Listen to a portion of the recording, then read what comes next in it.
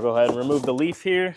The first thing you guys are gonna notice on the top here is the instructions with a QR code here on the bottom, or actually up here, where you can scan and you can go through the previous video that we've recorded. But right now we're freshening up and just showing you guys a video on how to build this. With the telescoping pole, you're gonna go ahead and pull that pole out. And then we'll also snap the zip ties that are holding them in place here.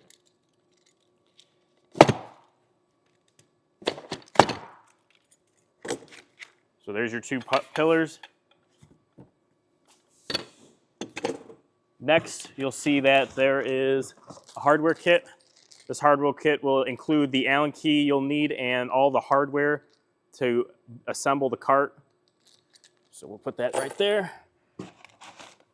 Then in the center, you'll see in this wrapping, you've got 2 of the crossbars that have threaded inserts on each end. So there's 1, and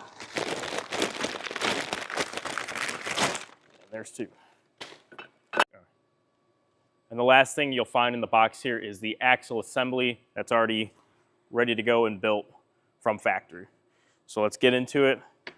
The first thing you're going to want to do is grab one of these bars, and then we're also going to want to get the hardware ready. Let's see. So.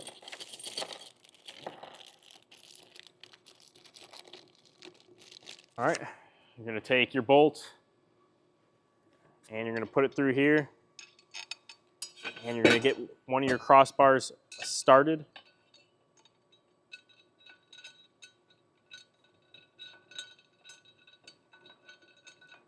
And Ketch has allowed this recessed slot that'll secure the squared tube.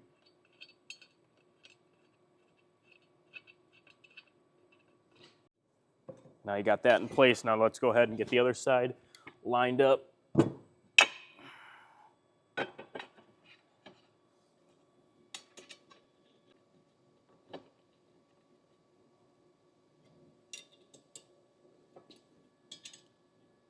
All right. Now that you've got both crossbars here assembled on the spindle mount, before you put the other side of the spindle on, you're going to want to put your bunk tubes on. So let's go ahead and slide these on, and you're going to be just using this hardware to lock it down.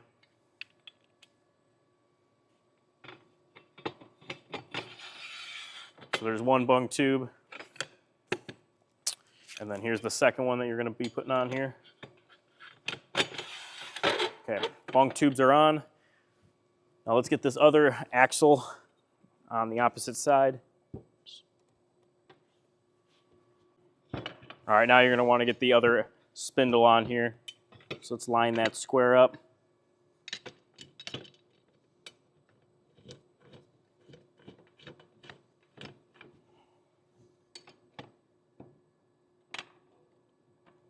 So the nice part about these bunk tubes is that they're fully adjustable, and depending on what haul you're using, or you can adjust the width. In this case, we're going to be putting this or setting this up for a PWR 129. So we're going to go ahead and go over by the boat, flip it upside down, and get these bunks perfectly set. And then also too, before we adjust these bunks, we're going to get the telescoping tube back in with the lock that we have here. So slide that down, and we'll go in the short side. All right, now let's go ahead and get this mounted up onto the PWR. All right, so this cart was for a customer build that had a PWR 129. So we're gonna mock this cart up for him.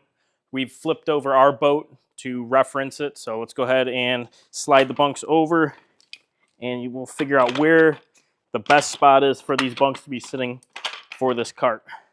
You can see right away on the gunnel that I'm going to want to slide this one over a little bit. I think it's around 13 inches on the PWR, and we want it more centered towards the middle of the boat, right about here.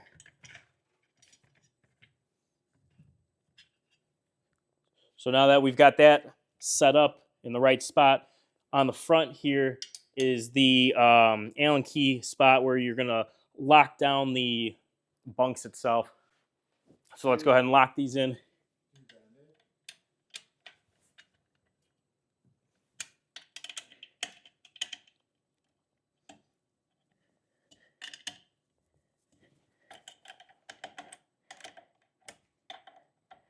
Should I hold? So now that we've got the bunks adjusted, you're going to want to go ahead and line it up with the seat with the telescoping pull towards the front of the boat.